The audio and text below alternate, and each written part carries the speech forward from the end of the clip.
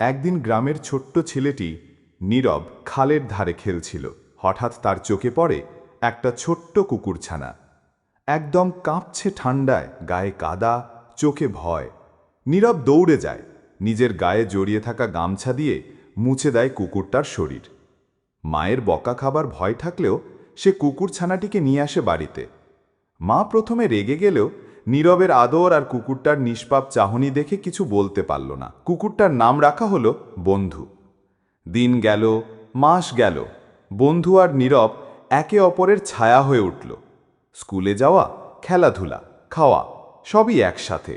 নীরব হাসলে বন্ধু লাফিয়ে খেলে, নীরব কাঁদলে বন্ধু গায়ে মাথা ঘষে শান্ত করে।